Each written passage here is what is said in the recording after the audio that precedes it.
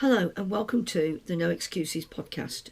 My name is Anne and I live in Worcestershire with my husband Tom. Today is Saturday the 4th of May, Star Wars Day, and this is episode 79. We have lovely weather here today. We have washing probably dried now on the line, and it looks like we'll have much of the same tomorrow. So maybe spring has finally arrived a bit late, because we've had a lot of dark, wet weather again this week. But this is not a weather podcast. Being British, it could easily be, but it isn't. So this is a knitting mainly and crafting podcast. And today we have got a few things to talk about and what I bought at Wonderwool. First of all, an apology. I'm wearing the same jumper as I wore in the last episode a couple of weeks ago. It's my house jumper. I wear them for 2 or 3 weeks and then they get bunged in the wash and I wear a new one. But we're getting to the stage where I can probably swap some of my winter wardrobe around and I can get into my cotton cardies instead. So hopefully you might not see this again until next autumn, maybe. Fingers crossed.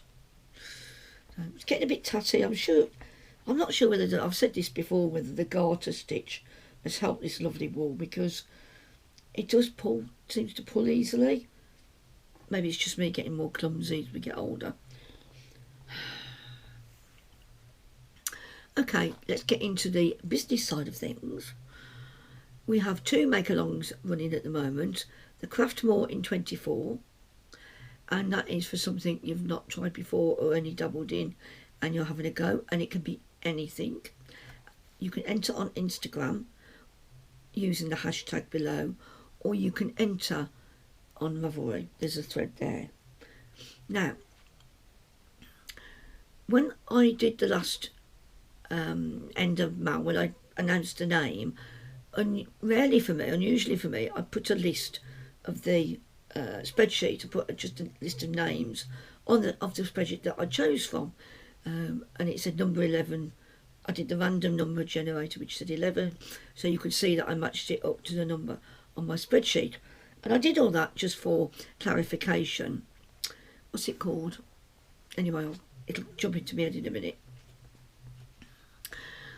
And somebody wrote to me and said, but my name's not on there, but I've entered more than once. And I was like, oh yes, you did, didn't you? And I can remember seeing the posts. And what I do, I go and mop up everything every 2 or 3 weeks, and I go to Ravelry and Instagram or and my emails, and I collect all those things together for the make-alongs, and I put them on the spreadsheet. Now, it was really weird because when I put the tag into the search bar on Instagram, nothing came up. So I went and found the lady's post, one of them that she'd been talking about, because there were 3 missing, I think. And I went and clicked on her tag. It brought up 8 entries, including one I hadn't seen before. And apparently this has happened to another podcaster when she was doing a draw herself to Instagram.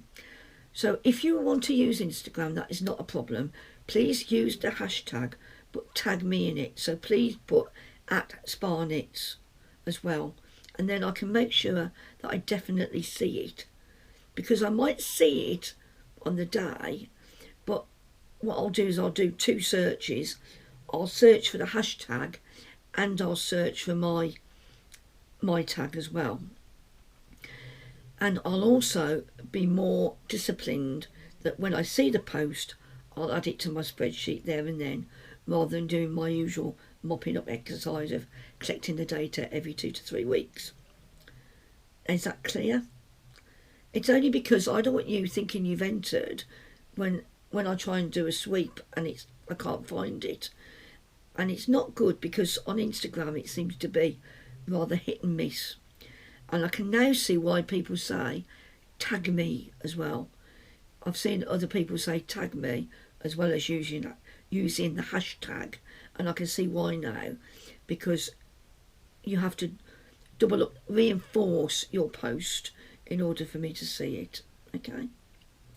And then if you put the hashtag in as well as my name, then I'll know which make along you're entering. I could probably work that out for myself, but just to be sure. So I hope you understand that. If you want to enter on Instagram, put the hashtag down of the mail that you're doing. So it could be the bigger the better, or it could be Craft More in 24. And I always put NE at the beginning for no excuses. But if you do that, then put at @spaknits as well, so that I will definitely see your post. See, the thing is, if I follow you anyway, I'll see your post, hopefully. Even that's not cut and dried. So I do tend to see the things that I'm tagged in without me going to look at the notifications. But we'll go and we'll see if that works. So apologies to everybody, and 2 or 3 people, that I didn't even see your posts going into the jump along. I'm really sorry about that, and it was out of my control, but now I know I can take control of the issue, hopefully, and everything will work. If you're in any doubt, email it me.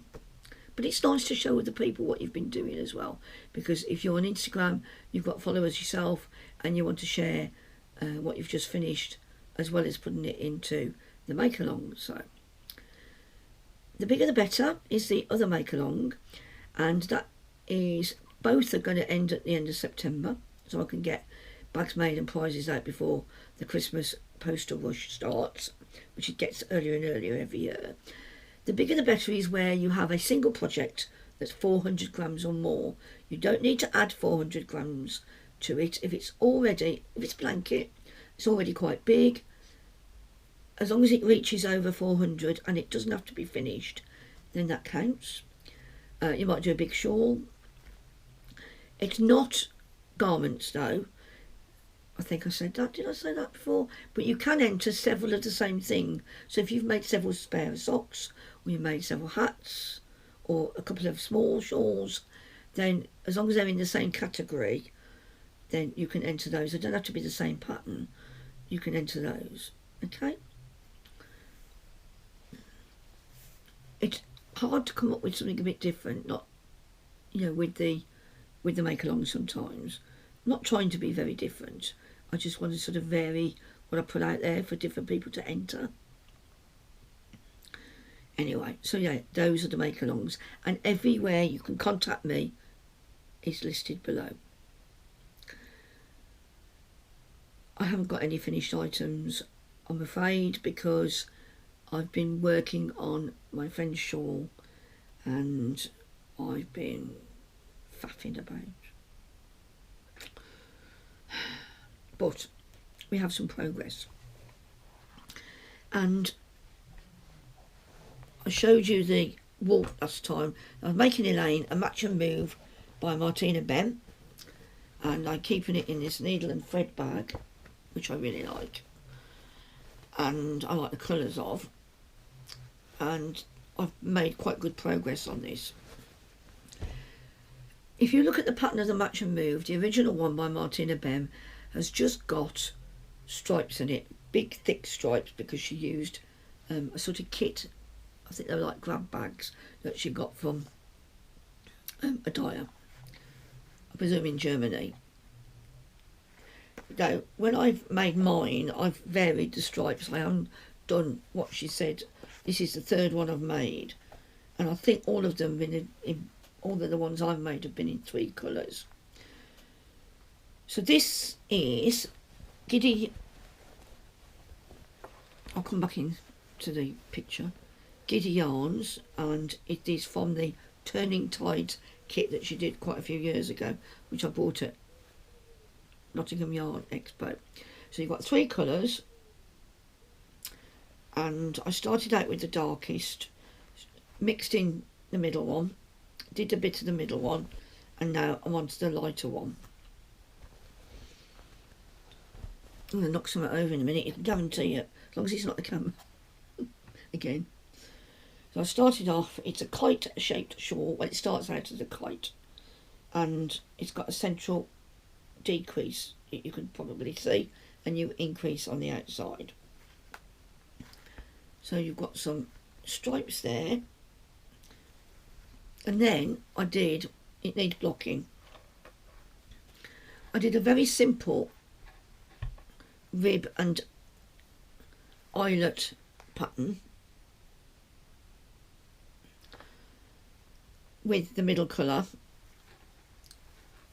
and I want it to be sort of reversible, and that comes out as being ribbed without the detail of the knit two together that I've got there.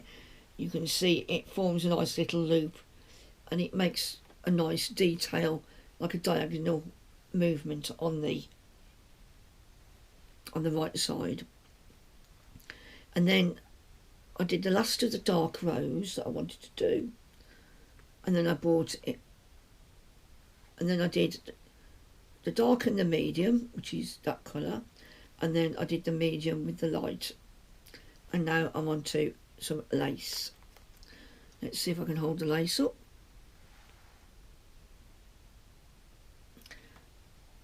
And it's a very simple lace pattern that I've taken from Beach Nights, a pattern by, let me just see if you've got the name. I should have checked this, I can put it on the screen otherwise.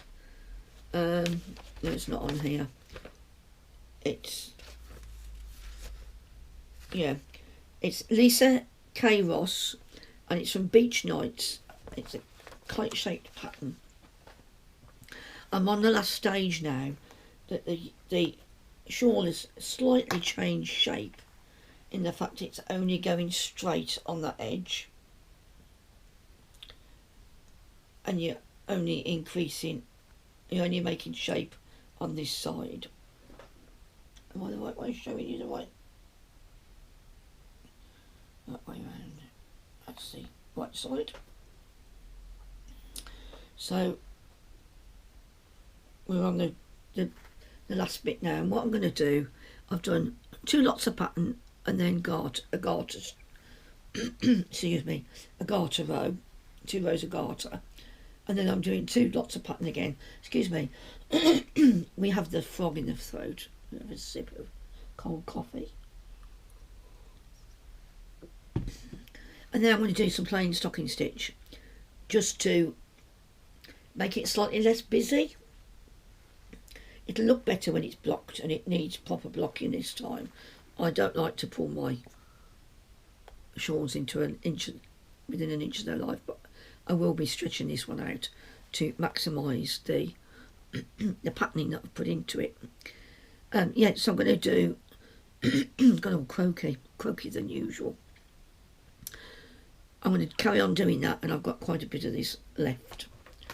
So yeah, so this is the match and move with my own patterning in, and I'm quite pleased with it. But I've had to stop knitting, and I'll talk about why in a minute. So I'll put this back. And then I'm going to show you, I've been making little squares. I've finished off my blouse, which I'll have to wear next time.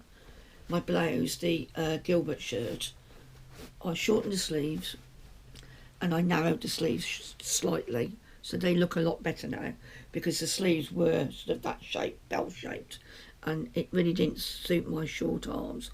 I didn't like it anyway, with danger of dipping into food. And then I put a picture up yesterday on Instagram of this, and I don't know if you can see, it's got latch hooks on the end of it. You know, like I did a ready cut kit when I was younger. I bought one and tried to make myself a rug, but I did too big, and in the end, after about 15 years, I gave it to the charity shop. It was half made, and the colours I'd chosen were awful, and that took a much bigger latch hook. I subscribe to Victoria Marchant's newsletter. The bumblebee just hit the window twice. And she's a very good size inclusive knitter. She does very, very detailed patterns, to the point that when you see how many pages are in it, it's almost stopped me from buying one, because I'm a bit worried that I don't know what the format is. Although I've got a couple of free ones, so maybe I ought to look at them. But I do like her patterns.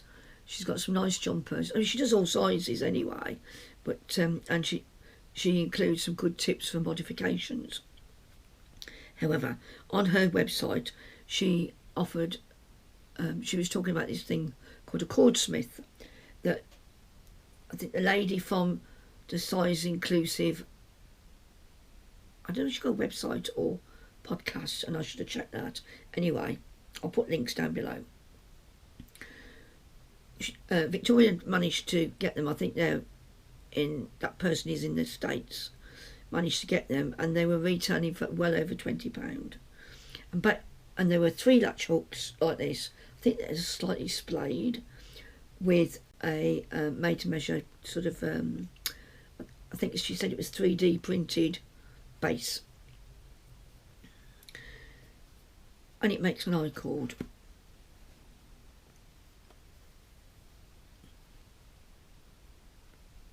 There are some mistakes in the eye cord, but I've decided that unless it's a dropped stitch it's going to run, then I'm not going to worry about it, because the idea is I'm making yarn.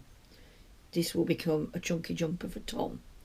He'll wear any colour, even if he doesn't wear it out. Anyway, it fascinated me because if you remember, I bought one of those little mills, the Prim one, last year, and it didn't work too well. That was a 4-stitch eye cord maker, and you churned it a bit like a mini knitting. You know the Addy Express things that around do socks or tubes in next to no time. Leslie have not quite enough yarns, got a couple I think, and she can rattle off a hat in no time. Brilliant. And she's made several double thickness blankets using bits, oddments and bits of yarn, and it knits up very quickly. So the mill is a sort of tiny mini version of that, and you have to keep, in order to turn it, you have to watch it all the time, obviously, and it's a bit like having those old, I should have one somewhere, cotton reel with the nails in. You have when you kids, called corking or French knitting, we called it. So this is an alternative to that, because with the mill you have to put a weight on the eye cord to keep it going through. Otherwise you've got to put it with one hand and crack it with another, make sure it doesn't unhook from the table, and it can be a bit cumbersome. I think there's one called Tulip that might be better. I'm not sure. They're all sold out when I was looking for one. So I'm going to try and do a little film on this, and I haven't done all that today, because again I had to stop because my arm played up, which is what stopped me knitting, but I'll talk about that in a minute. So Tom said that I can make you one of those. Well, I asked him if he could, because I know how handy he is. And it's a piece of ash, which I've just noticed. He's developed a crack there. I'll have to show him that. And then he's drilled 3 holes in. And I bought these hooks off Amazon. Now, you can buy a pack of latch hooks, which I understand are for knitting machines. And they've got a bobble, a fitment at the end that was fit into the knitting machine, which Tom's cut off, but he's used a lot of the length to go down into that to make it stable. And then he's put epoxy glue into the holes, but he's done quite a neat job of it, I think. And he got this out of our firewood pile, put a sander on it, and it just fits nicely in my hand. But I have to watch it, I'm getting better at it. But it's easy to lose a stitch, and then it's a bit fiddly. I think I might try with a crocheting hook, a small one, because these are quite small hooks. I'd say they were like a 275 or something. But and this is 4-ply wool. might take double knitting, it might not. But the idea is, all you do, and I'll show you, but I'm going to try and do a video from me showing down. But if I can't, there are several cordsmith or 3-stitch I-cord maker videos on YouTube. And if I can't do it, then I'll put some links down below. But I'm just going to show you while I'm here, and I'll make a right botch job of it. You can be sure of that, because somebody's watching me. So what I've done, the technique is I use my middle finger. You've got to make sure all the latches are down and all those stitches are the other side of the latch. You put your wool across the top, over the top of the latch, so that they move up into the hook as you pull that through, and that's it.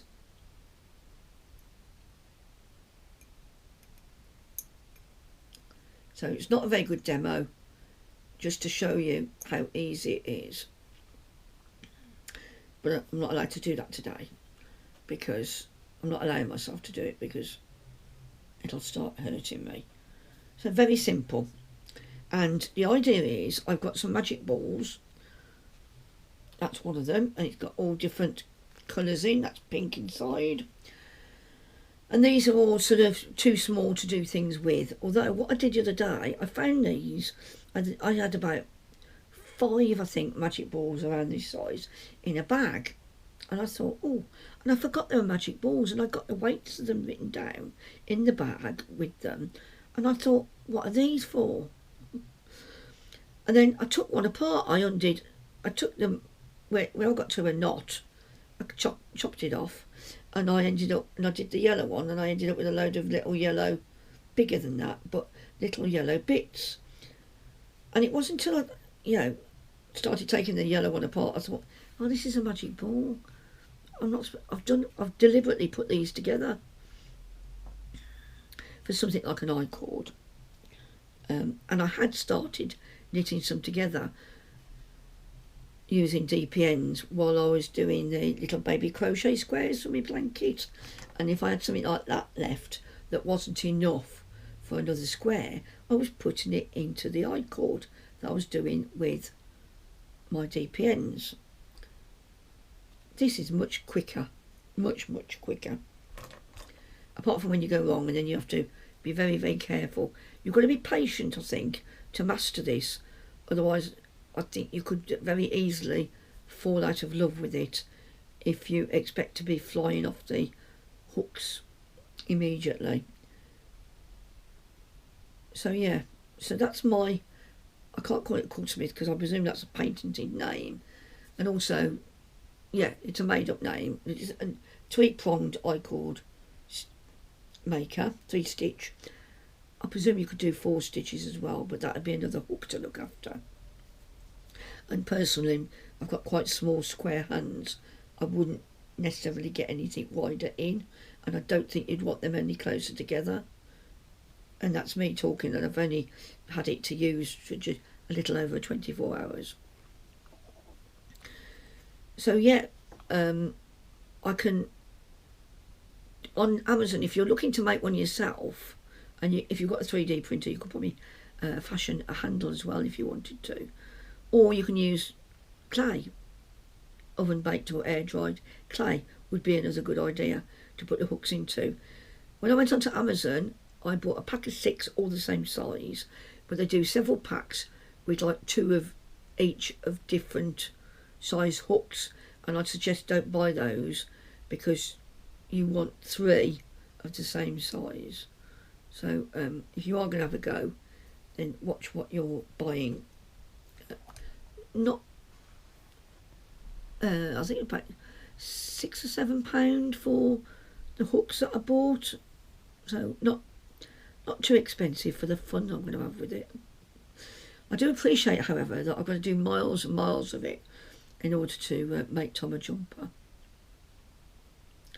Maybe you might go for one of those sort of what are they called? You know, the pipe poncho, blanket poncho style things instead. Doubt it. I think that's probably super chunky, I reckon, rather than just chunky.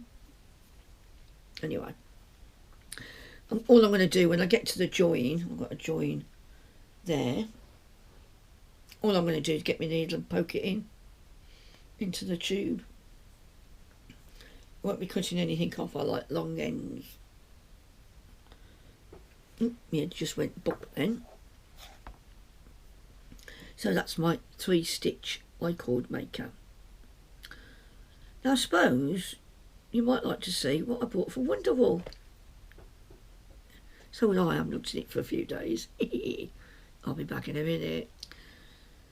Hello. Right, well, I went to Wonderwool last Sunday with Penny. We had a very wet start. It was dark, it was wet, it was windy. And we go Worcester, Bromyard, Leominster, Kington, Bilth. And it's 65 miles, or just over. And we had as soon as we came out of Bromyard, the weather changed. And it became beautiful. And it was sunny. There was quite a bit of wind still. But if you were out of the wind by the time when we were at Wonderwool, it was warm. Now I know I shouldn't be surprised for the end of April, but it's been so cold and wet and horrible and dark that it was a really nice surprise. I wore my coat all day, so although I had my Felix jumper on for warmth, I said to Penny, I want to take my coat off, and she said, but if you get cold, you know, and then I'll get stiff. And I still had to drive home. So, yeah, she's right. I'd kept my coat on, and it was the right thing to do. So we got there at about 9:45. Parked very well. We were in at one of the sheds just before the entrance on the disabled way. And we went to the loo, because there's loos just next door. And then we went in. Now, Penny picked up a free programme. We went straight into the main hall, 1 and 2, which as you go up the slope there facing you, hall 3 is on the left. So we ignored hall 3, went up the slope into hall 1, and I said to Penny, where's needle and thread? And she said they're in hall 3. So I said, can we turn round? Of course we can. Turned round, went back into hall 3, turned right to, there was already a queue, not a big queue for coffee and things. And right at the end, we ran straight into Anita and Paula. I was like, huh? It's like, I don't know if, who was it? It wasn't the Fast Show, was it? Or the other one, which I can't remember the name of. The Double Take Brothers. It was a bit like that. Hello! Anyway, so we said hello, we were chatting for a couple of minutes. And I said, right, I'm off, because I've got to get to Libby of Needle and Thread. Because I didn't know she was there. And somebody very kindly wrote and told me that she was going to be there. Oh, Leah, I always pronounce your name wrong. Leah wrote to me the day before and said, Libby's there. So I was really, really pleased. I made a beeline for her. And I said to her, hello, I want a dirty pink. And she went, that one there. And I went, oh, okay. It wasn't quite what I was looking for. And I was a bit disappointed, because Libby does mainly BFL. But I was determined to buy from her, because I got into my head that one thing I wanted, there were 2 things I wanted to buy. Well, I went to Wonderwool with 3 aims.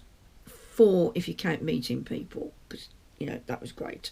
That's one of the highlights, particularly this time, because we all managed to sit down at a table and in a slightly quieter area at lunchtime. But I wanted to meet people. I wanted to buy a sweater quantity for preferably a dirty pink, preferably from Libby. I wanted to get some minis. And what was the other thing? I wanted to look at the non-yarn stalls. Didn't do that at all. I just get so in the zone. But I did ignore a lot of the pretty things this time, because I'm not looking for single skeins. I have enough of those beauties. I didn't want to buy any more single skeins. Anyway, so I sat there like, she hasn't got the pink she had wasn't quite, it was a bit too rosy pink for me, and because I've got quite a high colour naturally, don't think it would have suited me necessarily.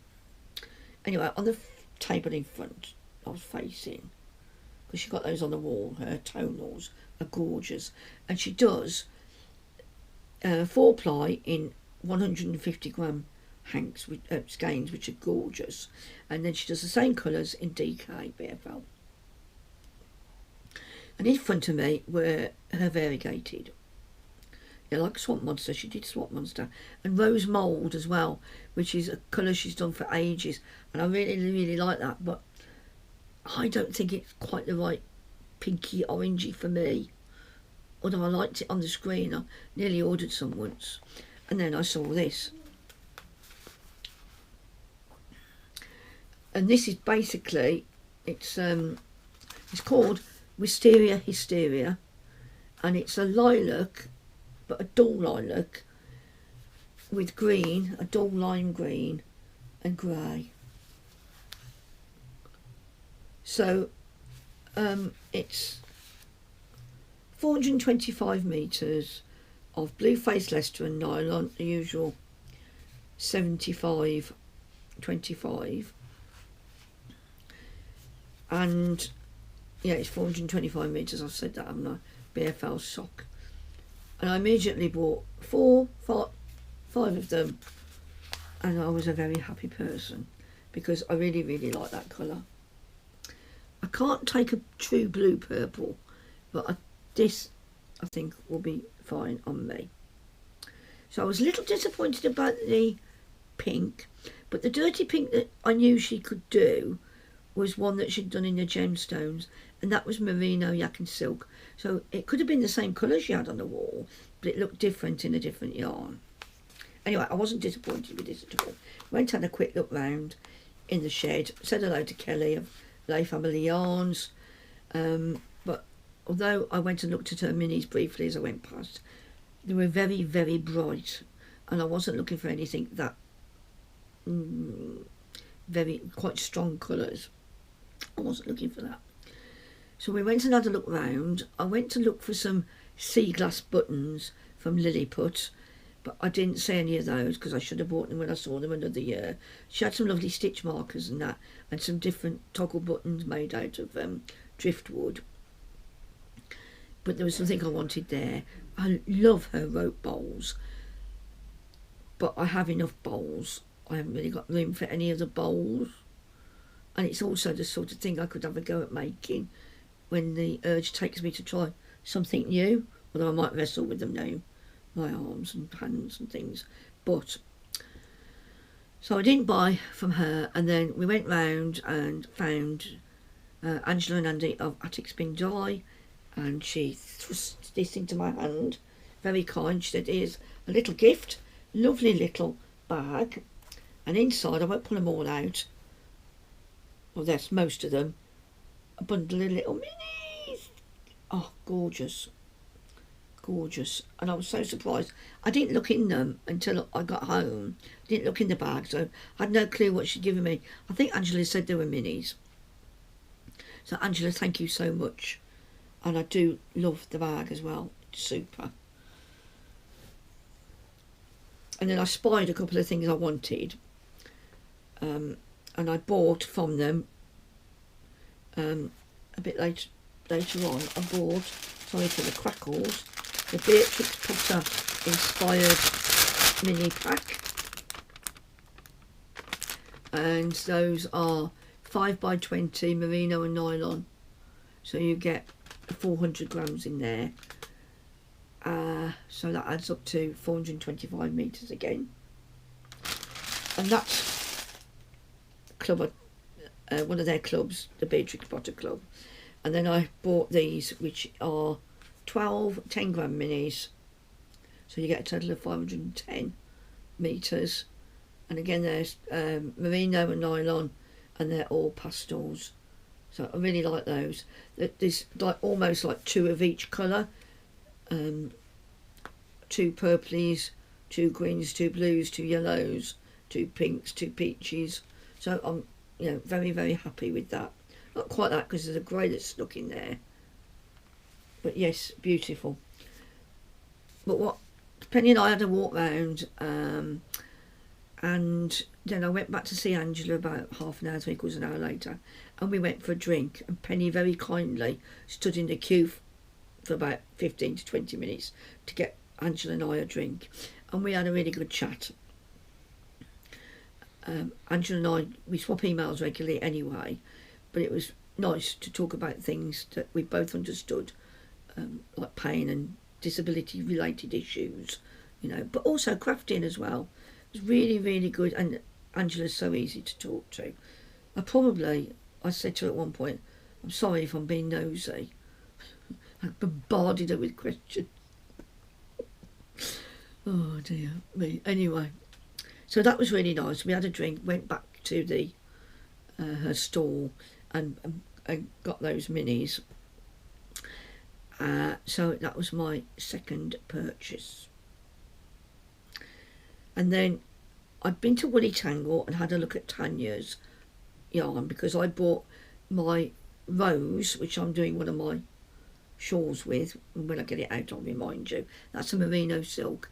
And I also bought one called Summer Pudding, which is red and like a navy blue off her. I've got 4 skeins of that, and I haven't got a clue what I'm going to make with that.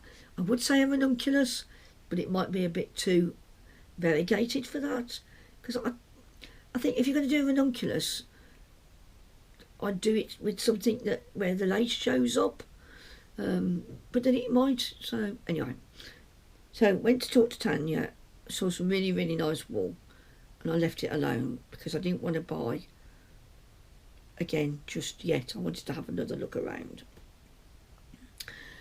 And then in front of me there was this apparition, and I went to Penny, like I couldn't get my words out. That lady. She turned around and was walking away from me. She said, "You want me to attack that lady?" I went, "Yes." It was Pip. She tapped her on the shoulder, like, "Oh, hello." So yes, Pip was having a good wander. She bought some beautiful things, and she bought this beautiful yarn from Daughter of a Shepherd that I really wanted to go and look at, but I missed. Even though she told me what number stall it was in the big shed, I missed. So one day I'll get there. And she gave me some pink thread that Timu had kindly sent her that she couldn't make use of. So there's something going into my quilting. Thank you very much, Pip. Beautiful. It's a very, very, I won't get it out of the bag, but it's beautiful, soft baby pink colour. And then I think we went back to the car because Penny had bought a couple of those big double knitting hanks from Woolly Knit. No, 4-ply, isn't it? And initially she picked the pink ones up, but when she looked at the pink, she bought 2 hanks, and she looked at them and she thought, they are not the same colour. One was a lot more blue than the other. And I thought, well, you could alternate skeins, but you know, you've got to buy what you're happy with, haven't you? And then she said to me she'd swapped them a bit later, and I think she bought a grey and a blue. So we went back to the car with our purchases so far, and then came back out ready to fight another day. And we met for lunch. And I'd seen Sal. We'd had a brief chat to Sal in the corridor, in between stalls. And she gave me something which I'm going to show you in a minute to see if anybody be interested in this little kit here. I thought it was liquor, actually. It's Knit Pro Denim. But I'll talk about it in a minute. I went back to Woolly Tangle because then I got a bit of FOMO, and I went and bought that. And I think from what I saw there, that was as near to a dirty pink that I was going to get. Now, interestingly, it's called coral, but I would say it's more of a mushroom, but it definitely has pink tones to it. It's DK. I bought 5 skeins again. She said, yeah, I've got 8 of them actually, I've got the whole batch. So I had 5 without depleting her too much. And I didn't realise what it was until I got it home. And amazingly, it's merino yak and silk, what I've just been knitting the pelargonium in, and my sound wave, and of course my cardigan, which I can get out now because it's summer, which is the blue something. Anyway, yeah. So this feels lovely, and I shall be knitting a cardigan with that, and possibly a jumper with that. I think both of them can take lace because that isn't too heavily variegated. The colour changes are very subtle. That can definitely take lace. And I think what I'm going to do, I knitted a cardigan in the Bobble and Badger BFL last year,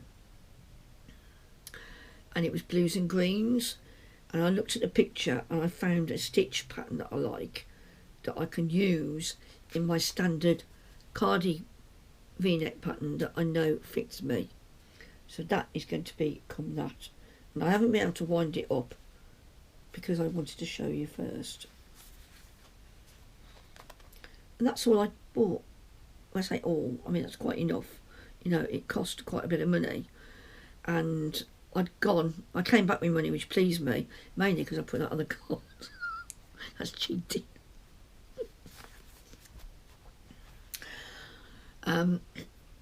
So yes, then we met Anita, Paula, Sal. Sal saw a table free just as we ran into each other again, and it was nearly 1:30. Go and grab the table, and then a lady called Maggie, who lives not far from me, joined us. Said she was going to meet Anita. She watches Anita's podcast. And then Pip joined us. And then Anita and Paula joined, and Penny. Now Penny went off for about half an hour. She said she'd eaten her lunch, and then she went off to have a look at We County Yarns. They were selling the most beautiful kits for cows and mittens and things, and you bought like just enough wool, probably 25 grams. This is hurting my head. I just need to move it slightly. I need to put some pads, I think, on here. It's only because I washed and conditioned my hair this morning. My fringe is straight across, and I don't really like that. So instead I got sticky up hair. Win some, lose some. Yeah, so Penny bought a beautiful mix to go into this cowl. I'll put a link through to We County Yarns. They were quite a busy store, and they did lovely gradient kits. In fact, Angela said that she got Andy to buy her one for her birthday, and she didn't know which one it was, so that was going to be a nice surprise. But yeah, there were a lot of talent there. A lot of talent, a lot of beautiful stalls. Anyway, we had our lunch, took some photos, which I'll put in here, and then we parted, and we ran into each other a bit again and again. Didn't buy anything again. Can't remember whether Penny did. We went back into Shed 3 on the way out. Went and looked at Bird Street, and I sat with a skein in my hand for some time, thinking, what am I going to do with it? I love the colours, but I ain't got a clue, so I put it back. I was a very good girl. Last year I bought the lovely yarns that I ended up making my Elton jumper with, mainly from Bird Street, and that was very much an impulse buy, and I don't regret it at all, but I didn't want to do that again. I wanted to be more planned, because goodness knows I've got more than enough wool to keep me going ad infinitum. Yeah, went back into Hall 3, and I was looking at the knitting shed, and she'd got the most gorgeous green and a beautiful rich cream that had flashes of the green in it, and the two went together so well. I think it was merino and silk, and they were £23 each, and I thought they'd be a lovely beautiful shawl, but that would mean the shawl would cost me £46. I've got lots of shawls. I don't wear them all. Don't get to all of them in a winter. It's it's the knitting of them that I enjoy, really.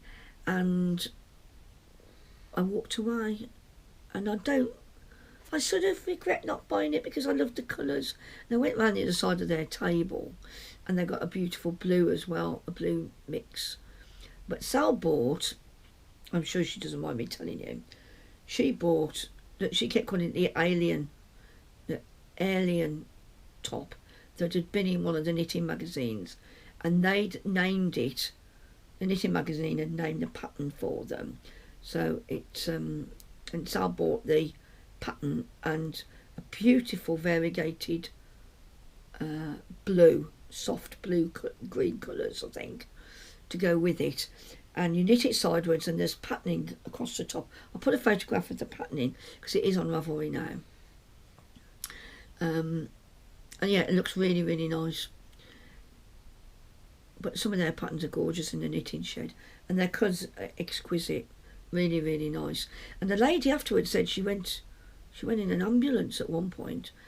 I mean, she didn't look very well. Well, I think it's the one that I think perhaps she fainted or something, I'm not sure. But yeah, she was a bit poorly at one point. And then we got back in the car and we had a nice trip home, and it almost rained on us. It was spitting when I got back to our house, and I really enjoyed myself. And Tom said to me that he thought I'd be in bed all day on the Monday because I'd be that worn out. Well, because Penny helped me such a lot, and it is quite a nice easy run, and because it's not the motorway, you're not like looking in your mirror all the time, as long as you know what you're doing. You're not driving at high speeds or anything. I was physically a lot better than I was expecting, because I was worried it might be my last year to go. If it had been wet, then it might have been a whole different story. But no, I've thoroughly enjoyed myself. I loved meeting everybody. And the lady whose name I can't remember, she did say hello to me, and she's got a shop in Pontypridd, I think. Said hello to me. She bought a book off me last year. So yeah, really enjoyed it, and I'd recommend it. There's people there, like that Siobhan's Crafts, she was there, I didn't even see her. The people are there that I didn't even notice or see. But anyway, that was Wonderwool. Let me show you what Sal gave me. And she said, now the reason I said I'll see if anybody wants it on the podcast. This is the Denim Special Collector's Edition by Knit Pro. It's a beautiful little package with magnetic clips. It hasn't been used. It's even got the little plastic covers that haven't been peeled off yet on the magnetic catches at the front. It's very reminiscent, very similar to my Chia Goo shorties, which cost me about £80. And you get a little pouch inside, and I think there might be resin. You get these tiny tips, 5mm, and that's the smallest, and that is 3. So they're tiny. I'll put a link into one of the sellers that sell them, so you can look at all the details of what's included in the kit. But oh no, there's the biggest, 6mm. Now these are for doing, I mean, this really is more useful than my Chia Goo, because it's got the range of sizes. In my Chia Goo kit, you get 2 slightly different lengths of the same size tips. So in here you also get a leaflet. I presume that's telling you what's in there. And then in the zip pocket in the front you have your cables and your end caps, very, you know, if you use Knit Pro, you'll recognise the round end caps. I've got a set of symphonies, for instance. So you've got 2 cables there, and tightening keys, and 1, 2, 3, 4 end caps, and plastic. Very, very useful. So I'd like to know if anybody would like to make an offer for these. So they'd be very useful if you don't like DPNs or magic loop. But please, because, you know, this is going to be a one-way street. I'm not a business or anything. And Sal gave them to me when I said, well, let me see if anybody's interested in buying them first. They cost her £60, and I've seen them for sale, but they weren't in stock, from £48 upwards. So if anybody's interested in buying these, and you're interested, please do your research and see, and make an offer. And, you know, if you're interested, I'll pass the offer on to Sal, and if she's happy, I'd say it's probably better to post UK only, because it'd have to go as a small parcel, so you're immediately talking about £6 odd postage, let alone anything else. But, you know, and the other thing I was going to say was, what was I saying? Yeah, we're talking about £3 minimum, no, just over £3.20, I think it is now, second class post within the UK. But obviously you might want to pay extra for tracked, because this is quite valuable.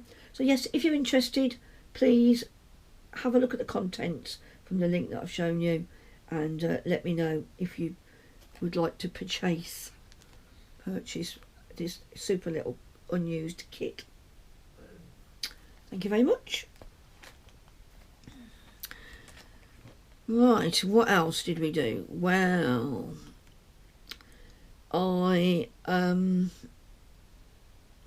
what else have I been doing? Well, I think since I met you, yeah, I went to IKEA with Tom and my mum and my sister-in-law Naomi. We went to look at mattresses, and we didn't buy one because Tom felt they all felt a bit too soft, and because I sit on the end of the bed to get dressed, then I would ruin it. However, the firm ones, not memory foam, they did some solid foam ones, they were a bit too hard, and I think I would have had that thing where your hip falls asleep when you're lying on it. So out of the pocket sprung ones, we decided not to buy there and then. But when we got home, I said to Tom, try the testing he was doing on it, on the edge. Try what you did to the ones in the shop, to the one that we've had for the last nearly 9 years. And he said they're about the same. So for 280 quid, I think they are, just below that, we might as well buy one, because we're not going to get anything cheaper, and there's no point spending lots and lots of money on something thick like we did with the Hypnos, because I might still ruin it. So take it on the chin, and it's another cost that you put down to your PIP. This is why, you know, being disabled can cost you more money. And I'm going to order one. And what IKEA do now is, I found out that they'll deliver to our great big Tesco down the road. It's not great big, our Tesco down the road. That they'll park in the car park at a set time, and if it's your goods are worth more than £100, it's free to go and pick it up. So we're going to go and buy the mattress, and I'll organise that for this week if I can. So that's good news. If it's under £100, you pay a £5 fee. So I don't think they include tiny little itty bits, but that was useful to know. It would have fitted in our car. We went in 2 cars because of buying the mattress. We had a look around, so we came away with freezer bags and some teaspoons with longer handles than I bought last time, that don't dip in your cereal. Then Mum and Naomi left, and Tom fancied trying one of their hot dogs because we'd not done it before. So we went and negotiated the thing that you have to tap and pay, and then you go and collect your thing. And he quite enjoyed it. I don't know whether he regrets looking at the ingredients. Mechanically recovered chicken and a bit of beef, I think. It's not my sort of thing at all. I'm a bit about sausages even these days. I just going off things. But yeah, so we came out, had a nice trip back down the motorway because we got stuck immediately. And it's just bottlenecking. Where the M5 starts, just after you get on the motorway from IKEA at Wednesbury, it's split, so you've got your own lane to go off, get on where the M5 starts. And I don't know if it's because people are joining that late, but we just came to a complete standstill. And after about 15 minutes, just went. Nothing there in the way, nothing. No sirens, nothing. Not been an accident. And again, when we got to near, just before Frankly Services, there was a sign up taking you down to 50 mile an hour, saying workmen in the road. And that usually means you've got to move over a lane or whatever. And that can cause a bottleneck, can't it? So, watching. A lot of cars join on at Quinton on that junction before the Frankly Services. But again, we got stopped probably 10 minutes again. Nothing there, not even any workmen doing anything. And then we sailed on back home. And it was nice, yeah. Nice and easy to get to. And now I know about the click and collect locally, then that's even better. Wednesday I didn't do anything the rest of the week. I was going to out with my friends on the 22nd of April. I cancelled that, going out with them to Merry Hill, because I just had to, I couldn't go. Then I didn't do anything leading up to Wonderwool. Afterwards, I popped into Worcester with Mum. I think we were only there a couple of hours. Really only went in M&S. Had a look around, found some nice tops that I might order, one of which to make a pattern from. Then I came home. We parked in a multi-story. We had problems parking, finding a space that was wide enough. Because even some disabled spaces, they're either taken up or they're in funny places. And in the car park that I park in Worcester, for some reason the disabled spaces are on a slope. And a lot of them are. And I tried to park in the one right at the top of a ramp. My car's got hill start assist on it, luckily. But I can turn the wheel better with my right arm. But that's also my arm that I do the accelerating and braking with. So it's a bit to start, put the handbrake on, put the car into park or neutral. And my arm ached a little bit after trying to negotiate and getting in and out of that space. But I was all right. And then I woke up on Thursday morning and I really, really ached.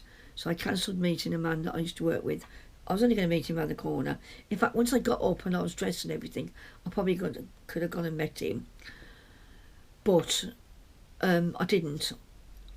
I cancelled him. I will make up a date with him later in the month. So I came in here and I sat and I knitted. Did too much knitting, and then I couldn't move my arm. And my arm was agony on. That was Thursday night, and it really, really hurt. I didn't know where to put myself. I got on the armchair to watch a bit of telly with Tom. Couldn't get comfortable. Went to bed, and it took a few hours for my arm to calm down. So yesterday, I said I won't do any knitting. I did about 6 rows of knitting throughout the day. Tom made me the I-cord maker, and then I did a bit too much of that. I might have been holding it a bit like more tense than, because I was learning how to use it. But again, my arm was really playing up, so I went to bed at 10. And then by the time he came to bed about 11:30, the pain had gone. But and it's okay now, but the minute I pick that up and start doing it, I can feel it coming back. So I think I'm going to give my arm a rest this weekend and see if it improves, because obviously I've got a lot of knitting to do. Oh God, of the hours I think I used to be able to spend just knitting outside day after day. I know I can't knit for too long now anyway, and it's not to do with the strain. It's almost like an RSI where you've got holding yourself in the same position and then my arm doesn't want to move. I get that anyway, but I think on top of messing in the car park, it didn't help. But there you are, I've got to live with it, got to put up with it. It's tough, as they say. Tough. So there we go, and that's us all caught up to date. Yeah, I shall go and edit this now, and hopefully you will see this on Sunday. It's bank holiday here. It's May Day on Monday. You get, when you're retired, you don't really take any notice of bank holidays. And we haven't got any plans. I would never go anywhere on a bank holiday anyway, you know, because everybody and their dog is out doing something. And it means that the roads are crowded, especially if you've got weather like this. The M5 will be packed, all the plumbing's going down to Western Super Air. It's true, it's true. Anyway, yeah, hopefully I will see you in a couple of weeks' time. Thank you very much for watching. Thank you for joining me. Thank you very much for all the interaction I get with you. It's fabulous. I've made some really nice friends on here. Without it, you know, I wouldn't be doing it, would I? If I didn't get the response I get, then I would probably give up and think, well, you know, so be it. But no, I really enjoy doing this. I will see you in a fortnight. Take care. I'm not going to say be good, because who cares? At my age anyway. And on that, bye.